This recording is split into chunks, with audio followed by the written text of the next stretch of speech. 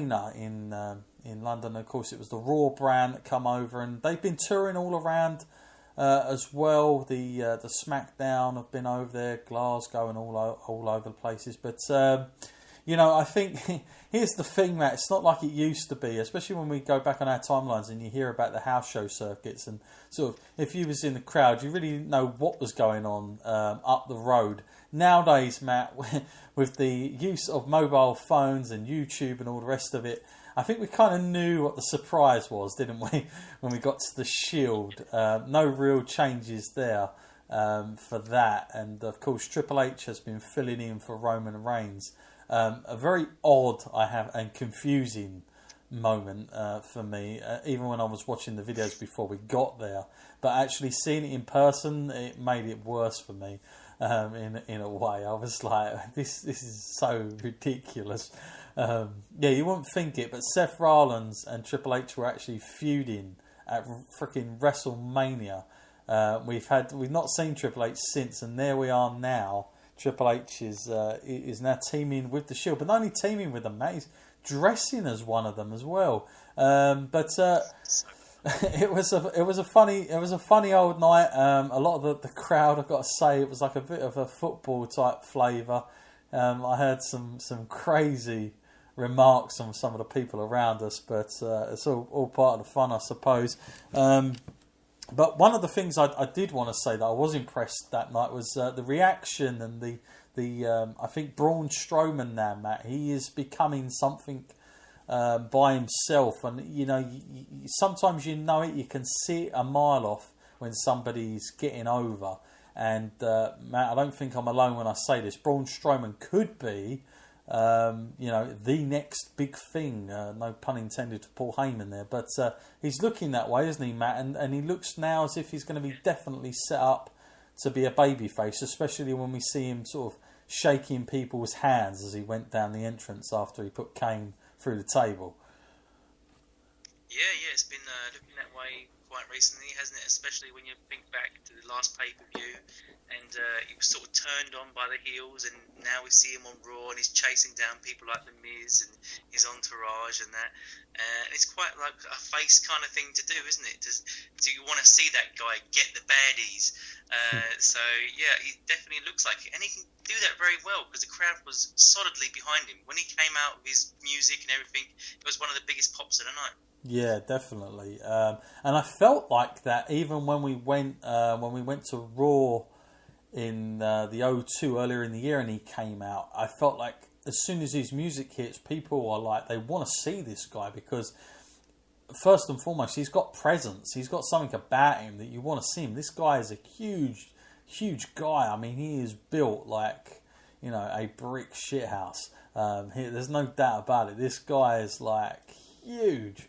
And he's got that voice as well. He's got that kind of giant voice. I don't know how to put it any other way. I'm sure there's a proper name, but he's got that kind of voice that just goes through you. And I think he's kind of a very, very good package. And I feel he's one of the few successes from WWE. Like, you talk about how to really get this guy over. I feel like as bad as job as they've done with our favourite on this podcast, Roman Reigns, with Braun Strowman, having him facing a load of jobbers for 6 months and, keeping him very protected, that was an excellent way of doing it. But I'll tell you this much, I think it helped the fact that he was a heel, and then he's got over. And, that is a big factor that. But the only thing I will say is I hope that they really keep him, true to his character. I would hate for him to suddenly start really changing and, doing stupid comical things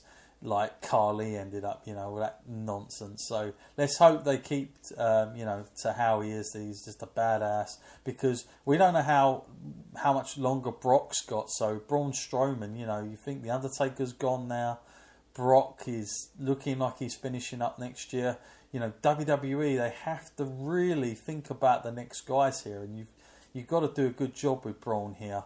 And keep him well protected. So I feel like they've done a decent job up until this point. And I feel like the reason it's Kane is because of the size. I think it would be really hard to do that transition with Braun against a smaller guy. So I feel like Kane is one of the few guys left now that can do this right. So interesting times to see how that goes in the coming months, to see how that transition develops. But honestly, I think they could. The sky's the limit with Braun. I mean, Matt. I know what you think, but I would love this guy to be the Royal Rumble winner. Quite frankly, I know we're hearing John Cena and Roman as favourites, but I'd love to see Braun Strowman pull that out and just challenge Jinder or something. Like, think of the pop that would get if he just said, you know what, everyone thinks he's going for Brock, and then all of a sudden he's just like, I'm going to take Jinder on, and that's a way of getting him over to SmackDown. I think it'd be a great pop. But for you, Matt, how good is Braun Strowman as far as what you're going from? I mean, as far as what he's got, is he going to be good enough for the long haul, I guess? Oh yeah, I mean, when you look at where this guy was this time last year, and you look at his body shape at this time last year, he improves week in and week out. Every week he gets better. Every week he gets a little bit better on the mic, and every week his in the ring skills get a little bit sharper. I think this guy's potential is unlimited, really. If he puts the hard work in, which he clearly is, to get to the position he is and the shape he's in, then he can just go straight to the top. He's already there challenging people like Brock. And to be fair, I feel like in the last challenge and the match that he had with Brock, I feel like the correct winner would have been Braun. I think just take it and run with it. The guy is red hot right now, and he is the future. So, why not just take that leap of faith?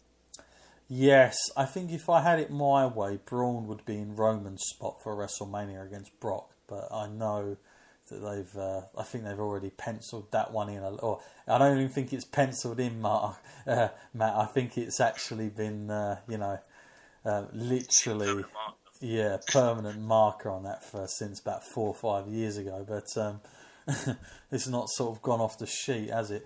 But yeah, Braun, I mean, as well as that, Brock's got to have a lot of respect for this guy, because you look how much Brock sold for him. I've never seen Brock do that too many times, where he really sells for a guy as much as he did for Braun. So I think he really enjoys that kind of physical battle. It reminded me similar to his early bouts in his first stint with the Big Show. And how much he enjoyed wrestling him. And those matches were really good as well. I would say they're some of the Big Show's best matches were with Brock Lesnar. And I feel like the same can be said with Braun and Brock. And there's that, I think fans just get so into it as well. Like two big guys like them two, very physical. Brock's a legit badass. And then you've got Braun. And you're seeing that it's different to the Goldberg thing in the sense that Braun, he is a huge specimen of a man. He is, something else. And this guy, of course, was a legit strong man. So,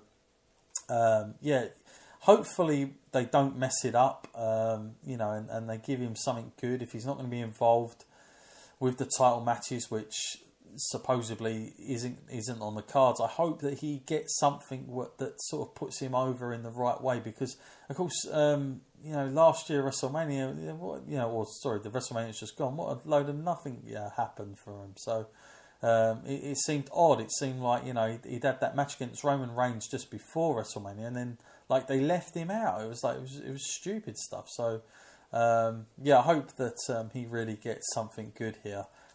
Going into that, and that reaction for me on the night when we went was excellent. Matt, was there anything else that we should put in? I will say to people, if you want to see Braun Strowman, one of the highlights from the night, I managed to get a clip of him putting Kane through the table. It's on our Facebook page. You can look us up at Wrestle Lines to check that out. Be putting a lot of photos up there as well from the house show. So if you want to see them, go on there.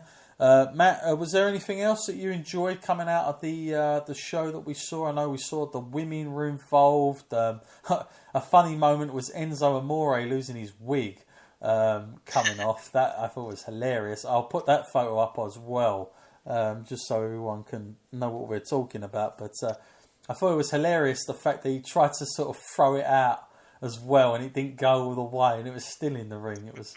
And you knew it was a botched job because, his opponent didn't even sort of react to it. And normally, if that was if that was a thing that was decided backstage, they would have definitely played to it. But yeah, it was quite amusing how that went out. And of course, we had a little bit of an X factor going on the night, Matt. We had. Of course, my up-and-coming, the Drifter, who I've become much more keen on. He was singing Oasis. We had that, and he had his own little words for it as well. That was very, very entertaining. But actually, a very decent voice, I've got to say. I was clapping. I know everyone else was booing, but I thought it wasn't a bad thing. Matt, for you, anything to take that we haven't picked up? I know that Finn Balor and Samoa Joe had a little battle at the beginning. Yeah, and of course Asuka was there, and you can't really feel too threatened and alive to show that her undefeated streak is going to be beaten, but she had a good outing with Mickie James and a fairly decent match. I'm glad you brought up Elias, because I felt exactly the same. I felt like there was a time when I felt like this guy was going to get dropped by the company because the fans just weren't really buying into him. But this guy really does have that sort of superstar quality. He can go out there. He's excellent on the mic, and he's definitely got that entertainment, and he knows how to work a crowd. No matter what he does out there, it usually turns out good for him. Yeah, it's an interesting sort of character that they've given him. But I'll tell you this much. I personally believe, and I spoke about this on the preview show, so please go back and check that out, because we had a sort of big discussion about this. But again, I think this plays into the fact that he didn't really do anything on NXT, so we don't really know him. And I feel like if he'd have done all this singing stuff like too much on NXT with all the sort of how he is and his attitude, if we'd have already seen that, I'm not sure it would have panned out as good since he's been on the main roster. But I think the fact that he got really pushed up quite fast, and we didn't really see a lot of feuds with him on NXT. I feel like we're still getting to know him, whereas some of these NXT guys, I feel like I've known them, I've seen them climb to the highest mountain, i.e. someone like Bayley when she fought Sasha Banks. I thought that still to this day her winning that title was still the biggest feat, even over the women's title on Raw, in my opinion. But and I feel with some of the guys that don't do all this on NXT, they've got a much better opportunity and chance of getting different reactions to the fans who we haven't seen those sort of things from. So he's got a great I don't want